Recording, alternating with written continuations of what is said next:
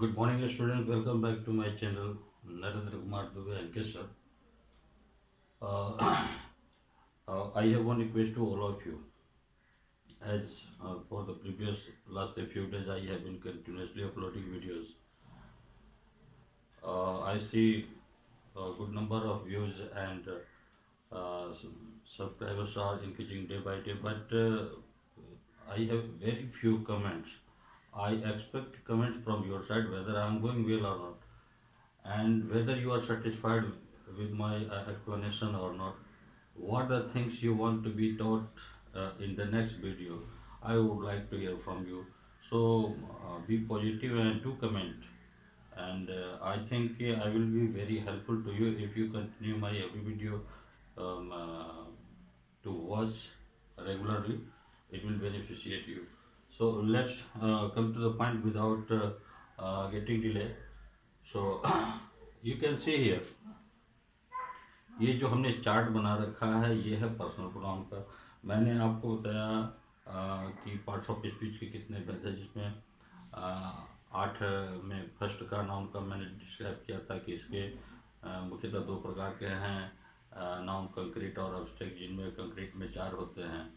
फिर नाउन के बाद मैंने स्टार्ट किया प्रोनाउन। प्रोनाउन में मैंने लिखा था कि इसके ऑलमोस्ट 11 काइंड्स हैं, जिसमें मैंने आपको ये बताया कि प्रोनाउन क्यों महत्वपूर्ण है, क्यों नाउन की जगह प्रोनाउन का इस्तेमाल हम करें। इसके बाद आज मैं उसका जो फर्स्ट काइंड ऑफ है प्रोनाउन का, तो वो है पर्सनल प्रोनाउन। तो पर्सनल प्रोनाउन को मैंने कल डिस्क्राइब भी किया था कि personal pronoun takes the place of a proper noun और कॉमन नाउन। अब पर्सनल प्रोनाउन कितने होते हैं, ये 7 होते हैं। शायद कल मैंने इसको भी बता दिया था, I, we, you, he, she, it, they. लेकिन इनके डिफरेंट फॉर्म्स हैं। 7 तो हैं, लेकिन सातों का अलग अलग फॉर्म होता है, अलग अलग तरह से इस्तेमाल किया जाता है। उन्हीं सारे फॉर्म्स का मैंने एक चार्ट बना दिया है, ताकि आप कभी इस बात को लेकर के कंफ्यूज ना हो कि ये आई का यूज तो समझ में आ रहा है, मी का यूज क्या है, माई का समझ तो यूज में आ रहा है, माइन का यूज क्या है। इस तरह से कहाँ माई सेल्फ लगाएं, कहाँ आवर सेल्फ लगाएं, कहाँ योर सेल्फ लगाएं और कहाँ योर सेल्फ लगाएं। तो ये सारी चीज़ें मैं आज फोकस करूँगा। ये चार्ट मैंने बना रखा है, अगर आप इसे नोट करना चाहते हैं, कॉपी में जॉट डाउन करना चाहते हैं, तो स्क्रीनशॉट ले लीजिएगा और बना लीजिएगा। और अगर इसे आप प्राप्त करना चाहेंगे तो मैं किसी और भी मीडियम से इसको PDF वगैरह बना करके उसमें लोड कर दूँगा, आप ले लीजिएगा। तो मेरे चैनल को सब्सक्राइब कीजिएगा, लाइक कीजिएगा, और अपने फ्रेंड्स को बोलिएगा, वो ज़्यादा से ज़्यादा शेयर करेंगे, ताकि मेरा भी इंकरेजमेंट होगा। Let's go to the point. देखो, मैंने लिखा है a chart of person pronoun. अब कभी कभार देखने को ऐसा चार्ट मिल जाता है बुक्स में, मैं रेंडमली ऐसे बना करके ही इसको पढ़ाता हूँ, ताकि उसके हर एक फॉर्म को अच्छी तरह से विद्यार्थी समझ सके। क्योंकि ये याद कर लेना तो बहुत आसान होता है, लेकिन उसे प्रैक्टिकली माइंड में सेट करना मुश्किल होता है। तो जब हम इसे देख लेंगे कि हाँ किसका प्लेसमेंट क्या है, कहाँ यूज है, यूज के आधार पर अगर हम इसे समझ लेंगे तो दिमाग में हमेशा के लिए सेट कर जाएगा।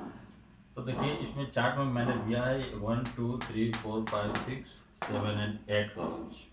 8 कॉलम मैंने बनाया है, और ये 8 तरह से एक प्रोनाउन का फॉर्म बदलता है, उसका अलग अलग तरह से यूज हो जाता है। ये कॉलम मैंने फर्स्ट जो बनाया है ये सिर्फ पर्सन का है। पर्सन आप जानते हैं कि फर्स्ट, सेकेंड और थर्ड पर्सन 3 ही पर्सन होते हैं। The person speaking is first, the person listening is second, and the person whom about we talk is third person.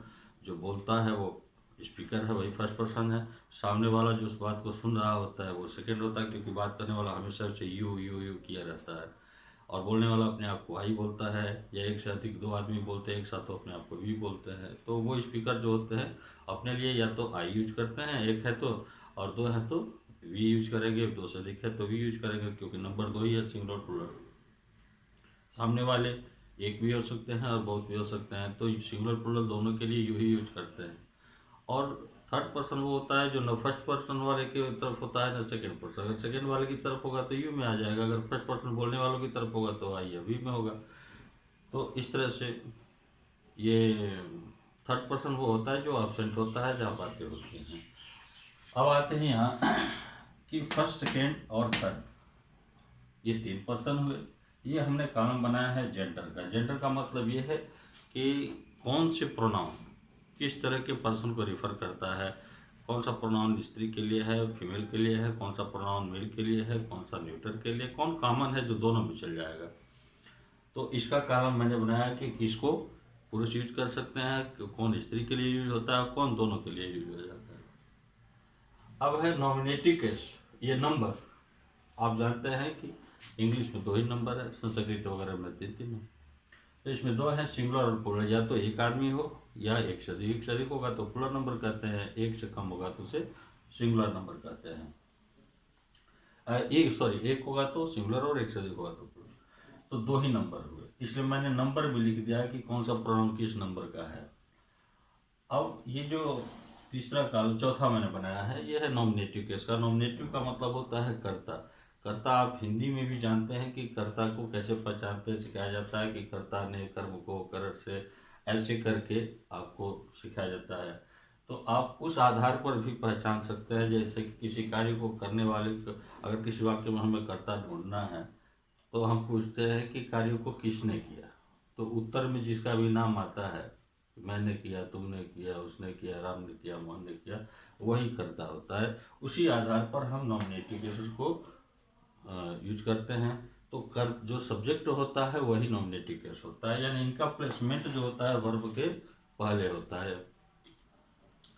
और जो ऑब्जेक्टिव केस होता है वो ऑब्जेक्टिव केस वो होता है जिसमें ऑब्जेक्ट का स्थान ये प्राप्त करते हैं। ऑब्जेक्ट का स्थान ये होता है कि जो सब्जेक्ट यानी कर्ता जो कार्य करता है उसका प्रभाव जिस व्यक्ति या वस्तु पर पड़ता है वही उसका ऑब्जेक्ट है। जैसे ये मान लीजिए कि अगर वाइट बोर्ड है, ये अभी नीट एंड क्लीन था, वाइट था, और मैंने इस पर मार्कर यूज किया, मैंने इसको लिख करके भर दिया, ये बोर्ड ऑब्जेक्ट हो गया क्योंकि ये सादा था, भर गया, अब इस पर लिखने के लायक बचा ही नहीं, तो ये प्रभावित हो गया मेरे क्रिया द्वारा। मेरी क्रिया क्या थी? राइटिंग की थी। तो मैं करता था, डूअर ऑफ द एक्शन मैं था, मैंने राइट किया और क्रिया मेरी राइटिंग हुई, और राइटिंग की वजह से ये बोर्ड प्रभावित हो गया, यही ऑब्जेक्ट हो गया। अगर आप किसी चीज़ को खा रहे हैं तो क्रिया खाने का आप कर रहे हैं, और जो कार्य आप कर रहे हैं वो खाना है, तो वो क्रिया हो गई। और वो जिस चीज़ पर घटित होती है, जिस फल फ्रूट दूध पानी जो भी आप लेते हैं, तो उस चीज़ पर उसका असर पड़ता है। दूध पियेंगे खत्म हो जाएगा, सेव खाएंगे खत्म हो जाएगा। तो इस प्रकार से वो चीज़ ऑब्जेक्ट, तो यह इनका स्थान हमेशा क्रिया के बाद होता है। अब है तीसरा ये नेक्स्ट आपका, अब ये हो गया ऑब्जेक्टिव और ये हो गया पॉसेसिव। पॉसेसिव में 2 तरह के होते हैं। इसमें कन्फ्यूजन इसलिए हो जाता है कि जो दोनों कॉलम है सेम अर्थ होता है, अर्थ में कोई अंतर नहीं। हिंदी के आधार पर अगर ढूंढेंगे तो यहाँ आप पाएंगे कि माई मीन्स मेरा, माइन मीन्स मेरा, और मीन्स हमारा, और मीन्स हमारा, योर मीन्स तुम्हारा, योर्स मीन्स भी तुम्हारा, हिज मीन्स उसका है, और तो एक ही दोनों कॉलम में सेम मीनिंग होता है, सेम अर्थ होता है। तो फिर डिफरेंस क्या है? तो ये कोई सोच सकता है कि जब अर्थ एक ही होता है तो फिर हम माई की जगह माइन यूज कर लेते हैं, माइन की जगह माई यूज कर लेते हैं, योर की जगह योर्स यूज कर लेते हैं। प्रॉब्लम क्या है? जब ये अर्थ एक ही देगा तो है प्रॉब्लम। प्रॉब्लम ये है कि ये एडजेक्टिव है। पोसेसिव में 2 केस है, इधर एडजेक्टिव का है और प्रोनाउन का है। ये पोसेसिव एडजेक्टिव है जिसके बाद किसी नाउन का आना जरूरी है। जैसे आप ऐसे ही माई का यूज करके देखिए, आप अगर बोलते हैं कि दिस इज माई, तो क्या माई? माई पेन, माई बुक, कुछ ना कुछ आएगा ना उसके साथ नाउन। तो इस कॉलम में जितने वर्ड हैं इनके बाद कोई ना कोई नाउन आएगा। ये कॉलम जो है इनके बाद कोई नाउन नहीं होता है, क्योंकि ये नाउन का खुद स्थान ले लेते हैं, प्रोनाउन है। तो प्रोनाउन वही होता है जो नाउन के यूज को खत्म कर दे, यानी उसके रिपीटेशन को अवॉइड कर दे, उसके स्थान पे अपने बैठ जाए। तो ये प्रोनाउन है, इसलिए इनके जगह पे नाउन नहीं आता है। नाउन आएगा लेकिन वो पहले आ चुका रहेगा, वर्ब से भी पहले आ जाएगा, सब्जेक्ट के रूप में आ सकता है, लेकिन लास्ट में इनके बाद कोई नाउन नहीं आता है। ये जो हमने लास्ट कॉलम बनाया है 8वां, ये है सेल्फ प्रोनाउन का। सेल्फ का मतलब ये है खुद को बताना, निजवाचक। अब इसके लिए तीन शब्द हम मुख्यतः यूज करते हैं। कोई खुद यूज करता है, कोई स्वयं यूज करता है, कोई अपने आप शब्द यूज करता है। जैसे उसने खुद को पीटा, उसने स्वयं को पीटा, उसने अपने आप को पीटा। तीन तरह के शब्द यूज करते हैं, सेंस एक ही है। तो देखिए ये फर्स्ट पर्सन में मैं पहला एग्जांपल जो आपको समझा रहा है, क्योंकि कम ही मुझे बताने हैं क्योंकि लंबा वीडियो हो जाएगा। फर्स्ट पर्सन में जो कॉमन जेंडर का प्रोनाउन होता है, कॉमन का मतलब वो हो गया कि वो प्रोनाउन जो स्त्री के लिए भी यूज हो सके और पुरुष के लिए भी यूज हो सके। तो कॉमन जेंडर में और सिंगुलर नंबर का, एक स्त्री या एक पुरुष हो, फर्स्ट पर्सन का बोलने वाला वक्ता जो हो, वो अपने लिए आई का यूज कर लेगा। लड़की भी कर सकती है आई एम ए गर्ल, लड़का भी कर सकता है आई एम ए बॉय। तो आई का यूज लड़की भी कर सकती है और लड़का भी कर सकता है। यही बात कॉमन हो गई। ये आई जो है कॉमन जेंडर है, यानी मैस्कुलिन फेमिनिन दोनों के लिए यूज हो सकता है, लेकिन एक ही आदमी सिंगुलर है, एक ही आदमी से यूज कर सकता है, अपने लिए यूज कर सकता है। और जब एक से अधिक होंगे बोलने वाले, जब दो हो जाएंगे, दो तीन चार, अब इससे जितना प्लस हो जाए, तो वो अपने लिए चाहे दो लड़कियां हो जाए, 20 लड़कियां हो जाए, 10 लड़के हो जाए, तो एक कोई ग्रुप या तो लड़कियों का या लड़कों का या लड़के लड़की दोनों मिल करके, मतलब मोर देन वन, एक से अधिक एक की संख्या होनी चाहिए, तभी प्लुरल कहलाएंगे। तो अगर वो अपने लिए यूज करे कि हम लोग कुछ कर रहे हैं, वी आर डूइंग समथिंग, लड़कियां भी कर सकती है, लड़के कहें कि हम लोग कुछ कर रहे हैं, तो वी आर डूइंग समथिंग। तो वी कॉमन है दोनों जेंडर के लिए, मैस्कुलिन के लिए भी और फेमिनिन के लिए भी। तो ये दोनों आई और वी कॉमन है, स्त्री पुरुष दोनों अपने लिए यूज कर सकते हैं, लेकिन वी का प्रयोग प्लुरल नंबर में होगा जब एक से अधिक होंगे, और आई का प्रयोग सिंगुलर नंबर में होगा, एक ही आदमी अपने लिए आई बोल सकता है।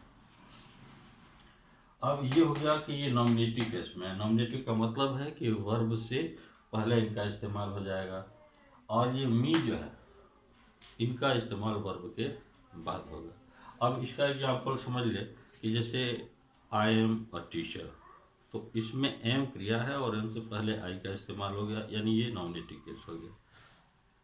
लेकिन अगर मैं कहूँ कि विद्यार्थी मुझे प्रेम करते हैं या मुझे पसंद करते हैं, तो हो मैं कहूँगा कि my students love me, my students like me.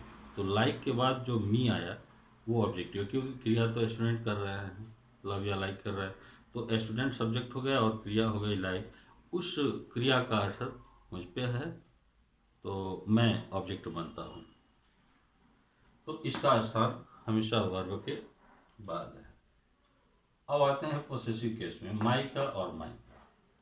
एक सिंपल सा डेमोन्स्ट्रेटिव प्रोनाउन का एग्जांपल ले लीजिए, दिस इज माई मार्कर, तो या दिस इज माई पेन। अगर आप पेन का यूज कर रहे हैं माई के साथ में, तो ये फर्स्ट पर्सन सिंगुलर नंबर का पॉसेसिव एडजेक्टिव का कार्य करता है। ये अधिकार बताता है फर्स्ट पर्सन का इस चीज पर। ये कौन, स्पीकर जो होता है फर्स्ट पर्सन का, वो अपने लिए माई का प्रयोग कर सकता है। फर्स्ट पर्सन का जो आदमी होगा, जो बोल रहा होगा, वह अपने लिए, अपने अधिकार को बताने के लिए माई का यूज करेगा कि दिस इज माई मार्कर। तो माई के साथ मार्कर नाउन जुड़ा हुआ है, इसके वजह से ये एडजेक्टिव हो गया। लेकिन ये जो नेक्स्ट कॉलम है प्रोनाउन का, अगर उसकी बात करें तो उसके बाद कोई नाउन नहीं आना है। जैसे हम पहले ही नाउन को ले लेते हैं, this marker is mine, this marker is mine, तो मार्कर पहले ही आ गया और माइन शब्द लास्ट में चला गया, माइन के बाद कोई नाउन नहीं आया। तो ये दोनों में यही फर्क है, this is my pen, this pen is mine, पहले पेन आ गया तो माइन लास्ट में चला गया। और अगर माई का यूज करना है तो माई के तुरंत बाद नाउन आ जाएगा, this is my pen, this pen is mine. अब है लास्ट जो सेल्फ प्रोनाउन है, वही खुद को स्वयं को बताने के लिए। अब इसका इस्तेमाल दो तरह से होता है।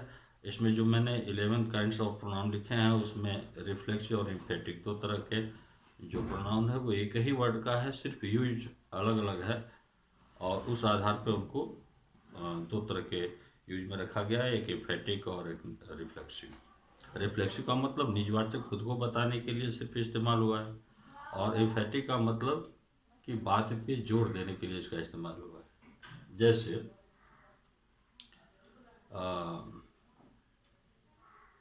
आई curse myself, I praise my self.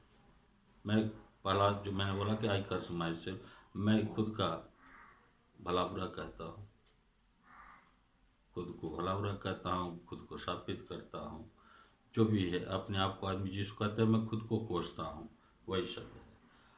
और अगर मैं कहूँ कि आई प्रेज माई सेल्फ, मैं खुद की प्रशंसा करता हूँ, तो वहाँ भी मैं सिर्फ अपने आप को बताने के लिए ऑब्जेक्ट मैं ही करने वाला भी हूँ। प्रेज कौन कर रहा है? मैं ही कर रहा हूँ। मेरा ऑब्जेक्ट कौन है? खुद ही हूँ।